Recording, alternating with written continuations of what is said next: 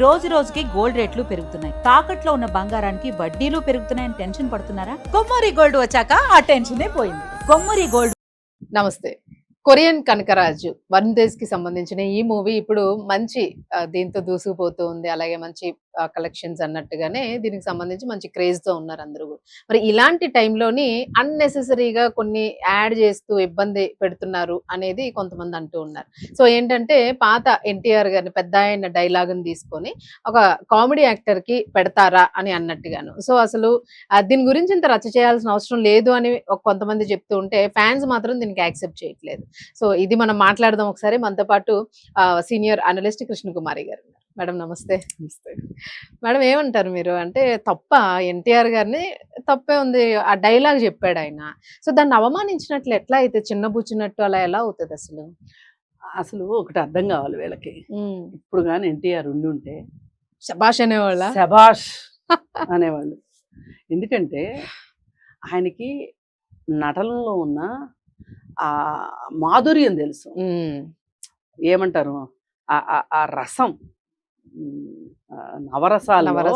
నవరసాల్లో ఆయన మునిగి తేలేడు. నటనారసం అనేది ఆయన బాగా నవరస నటనా సార్వభౌమ. అంతకంటే పెద్ద బిరుదేమి ఉండదు ఆయనకి. ఆయనే ఆ మధ్య ఎవరో చెప్తున్నారు, ఆయన మీద వరుసగా ఆయన అధికారంలో ఉన్న టైంలో సినిమాలు తీశారు. తీస్తే ఏం బ్రదర్ ఇంకా ఉన్నాయా, అయిపోయినాయా అని అడిగారంట. ఓపిక చూడండి మేడం దాన్ని యాక్సెప్ట్ చేయటం. అదే ఇప్పుడు ఆయన్ని ఎక్కిరిస్తా సినిమాలు తీశారు. సినిమాలు తీస్తే ఆయన ఏమన్నారంటే, వాళ్ళు కనిపిస్తే ఇంకేమైనా ఉన్నాయా, ఇంకా చాలా అని అడిగారు. ఇంకా ఏమన్నా తీస్తారా అని. అలాగే కృష్ణను విజయ నిర్మల గారు మండలాధీశుడు సినిమా తీశారు. తీస్తే ఆయనకి కోపం వచ్చుద్దేమో అనుకున్నారు. ఇట్లా గనక ఎవరి మీద నాగేశ్వరరావు గారి మీద తీస్తే నాగేశ్వరరావు గారికి చాలా కోపం వచ్చేదంట. ఆయన బొంగుమూతి పెట్టేసేసి నానా గోల్ చేసేవాళ్ళంట. ఎన్టీఆర్ కి ఆవేశపరుడు కాబట్టి భయపడ్డారంట. కానీ ఎయిర్పోర్ట్ లో కనిపిస్తే వీళ్ళు కొంచెం తప్పుకుని వెళ్దాము అనుకుంటే ఆయనే పిలిచి చాలా బాగా చేశారు బ్రదర్ అన్నారు. ఇప్పుడు కూడా అంతే అని ఉండేవాళ్ళు.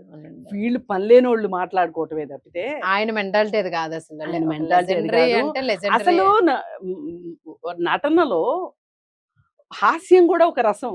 వీళ్ళకి అది తెలియాలి. అంటే వీళ్ళకి ఏం తెలుసు అంటే, వీళ్ళు ఏమీ చెయ్యరు కానీ ఏది ఇంత ఎత్తు స్టూల్ మేంచి కూడా దూకాలంటే వీళ్ళకి భయం వేస్తుంది. ఒక నటించటం రాదు, లేకపోతే ఫైట్లు చేయటం రాదు, ఏ కష్టమో లేకోకుండా హాయిగా ఫ్యాన్ కింద కూర్చుని సినిమా చూసి దాన్ని విశ్లేషిస్తారు. ఈ అభిమానులు అనబడేవాళ్ళు. అభిమానులకు కోపం వస్తేమో కానీ నేను అన్నానని కానీ ఫీల్ అవుతారు. ఇప్పుడు క్రికెట్ గ్రౌండ్ లోనో లేకపోతే కుస్తీ పోటీల్లోనో ఎక్కడో వాళ్ళు చాలా కష్టం మీద ఆడుతూ ఉంటారు. వీళ్ళు ఇక్కడ కూర్చుని బజ్జీలు తింటా ఇలా కొట్టుండాల్సింది ఆ షాట్, అలా కొట్టుండాల్సింది షాట్ అని చెప్పి మాట్లాడుతూ ఉంటారు. అక్కడ ఉంటే తెలుస్తుంది బ్రదర్. అంతే అంతే. అయితే అందుకని ఏంటంటే ఆ బాధలేవో వాళ్ళకి తెలుసు కాబట్టి వాళ్ళు దీన్ని చాలా ఈజీగా తీసుకుంటారు. అసలు నేను చేసిన దాన్ని అనుకరించారు అంటే అది సరిగ్గా చేయకపోయినా సంతోషమే వాళ్ళకి. అంటే నన్ను ఇలా ఇంప్రెసివ్ గా తీసుకోవాలని అనుకున్నారు, రోల్ మోడల్ లాగా ఫీల్ అవుతారు అనుకుంటారు. అసలు ఇక్కడ ఆలోచించాల్సింది ఏంటంటే, ఆ రోజుల్లో ఆ డైలాగ్ రాసిన వాళ్ళ డైలాగ్ రైటర్ ఎవరో ఆలోచించాలి. ఆయనకి నిజమే, ఆయనకి చెప్పాలి. ఎందుకంటే నేను ఇంతవరకు ఈ డైలాగ్ వినలా, ఇమెచ్యూస్ అనే డైలాగ్ నేను ఇంతవరకు వినలా. దాన్ని తీసుకొని సినిమాలో పెట్టారంటే ఎంత రీసెర్చ్ చేశారు అనుకోవచ్చు. అసలు నేను మామూలుగా నేను ఇప్పుడు నాకు 58 సంవత్సరాలు, 59 సంవత్సరాలు, నేను ఇంతవరకు ఆ డైలాగ్ ఆ మాట వినలా. అంటే నేను పెద్ద ఇంగ్లీష్ లో పండితురాలని కాదు. అయితే కొంతమంది మాట్లాడిన మాటలుకి అర్థం తెలియాలంటే డిక్షనరీలు చూసుకోవాలి.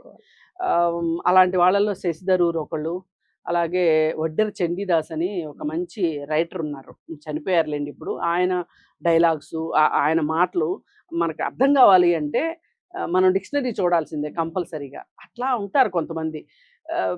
ఇప్పుడు ఇంకోటి ఉంది, భాష ఎవరో ఒకరు కనిపెడితేనే కదా వస్తుంది అని చెప్పి ఘటోత్కచుడు సినిమాలో ఎస్వి రంగారావు గారు అంటారు. అవును. అట్లాగే నటన కూడా ఎవరో ఒకళ్ళు చేసి చూపిస్తేనే కదా. అంతే. ఇప్పుడు అసలు వీళ్ళు ఇది డైలాగ్ పెట్టబట్టి ఎన్టీఆర్ గురించి ఎంతసేపు మాట్లాడుకుంటున్నాం. మాట్లాడుకుంటున్నాం. దీనికి సంతోషించండి ఎవరైనా ఆహా, సరే. ఈ సీన్ చూడలేని వాళ్ళు ఎంతో మంది ఇప్పుడు బ్యాక్ వెళ్ళే సినిమా చూసి సీన్ చూస్తున్నారు. 2 సినిమాలకి ప్రమోషన్ ఇప్పుడు. ఇప్పుడు 2 సినిమాలకి ప్రమోషను. ఇప్పుడు యుగ పురుషుడు సినిమా చూసాం. అరే ఈ నిజం, డైలాగ్ ఈ సినిమా చూసాం కదా డైలాగ్ ఏదో నార్మల్ చూసుకుంటూ వెళ్ళిపోయాం అంతే. నేను చూసాను అదే ఈ సినిమా యుగ పురుషుడు. అబ్బో మామూలు కాదు, దాంట్లో అసలు ఆయన పాటలు. భలే ఉన్నాడు మేడం అబ్బా. కరాటే డ్రెస్ లో రామారావు గారు. అసలు ఏ డ్రెస్ లో బాగుంటాడండి బంగారం. నిండుగా చక్కగా. అసలు అలాంటి కొడుకుంటే బాగుండు అనిపించేటట్లు అవును, ఉంటాడు నిజంగా. ఎవరికైనా. అయితే అసలు ఈ డ్రెస్ అని లేదు, ఆ డ్రెస్ అని లేదు. అప్పట్లో bell bottom pant, bell button.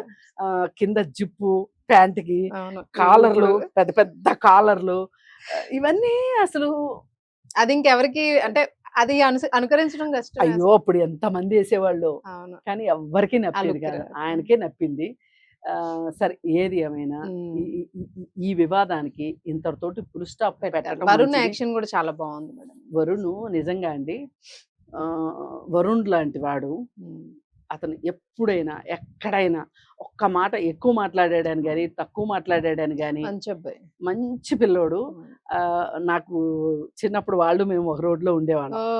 Okay okay. ఎంత ముద్దుగా బొద్దుగా అసలు అవును, చాలా మంచి height, లావుగా మంచి ఇప్పటికి ఆ క్యూట్ ఫేస్ అలానే ఉంటది. లేదులే అసలు అప్పుడు అలా ఉండేవాడు. మైసూర్ అవునా? లడ్డు లాగా ఉండేవాడు, మరి ఉమ్. బందర్ లడ్డు లాగా ఉండేవాడు. ఎంత అందంగా ఉండేవాడు, ఎంత లావున్నా ముద్దుగా ఉండేవాడు. ముద్దుగా ఉంటాడు. కానీ మంచి పిల్లాడు. ఆ పిల్లాడు మంచిగా ఒక్కొక్క సినిమా చాలా బాగా slow and steady wins the race లాగా చక్కగా చేసుకుంటూ వెళ్తున్నాడు. నాకు తెలిసి ఇప్పుడు వచ్చిన సినిమాలన్నీ నేను చూసాను. నేను ఫ్యాన్ అని చెప్పను కానీ అవును. నాకెందుకో ఒక అమాయకమైన Behavior అది. అమాయకమైన వినయపూర్వకమైన నటన నేను చూశాను అతనిలో. చాలా హంబుల్ గా ఉంటాడు. అవును. నటనలో కూడా ఆ హంబుల్నెస్ కనిపిస్తుంది, బయట ఎలా ఉంటాడో నటనలో కూడా అదే అనిపిస్తాడు. ఆ మంచి ఫ్యూచర్ ఉంది అనిపిస్తుంది ఆ అవును. పిల్లాడికి.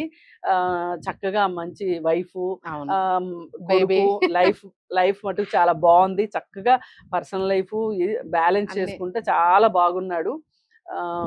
ఈ పిచ్చి పిచ్చి కాంట్రవర్సీస్ అనేవి ఇవన్నీ అసలు ఒక రకంగా ఈ కాంట్రవర్సీలు సినిమాకి కూడా పనికొస్తాయి. కానివ్వండి, చేయండి ఎంత చేసినా. ఎంత చేస్తాం. ఈ అబ్బాయి డిజర్వింగ్ దానికి. అంతే. ఈ అతని విజయానికి ఉమ్. ఇది కాంట్రిబ్యూషన్. అంతే ఈ కాంట్రిబ్యూషన్ పనికొస్తుందనే చెప్తున్నా. ఈ కాంట్రిబ్యూషన్ అతనికి ఇవ్వవచ్చు కూడా. అంతే. He's a deserving personality. అందుకని ఈ సినిమా బాగా ఆడాలని కోరుకుందాం. ఈ సినిమా సందర్భంగా మళ్ళీ పెద్ద ఆయన ఒకసారి అందరికీ తలుచుకున్నాం చూపించి అందరం. కాల్చుకున్నందుకు చాలా సంతోషం. అవును. Super madam. అసలు ఆయన అలా చూస్తుంటేనే మనకు కూడా బెల్ట్ గిల్టేస్ కరెక్ట్ కరెక్ట్ చేయొచ్చు అనిపిస్తుంది. అది చాలా బాగుంటది ఆ సినిమాలో. భలే ఉన్నారు అసలు చక్కగాను. Thank you madam.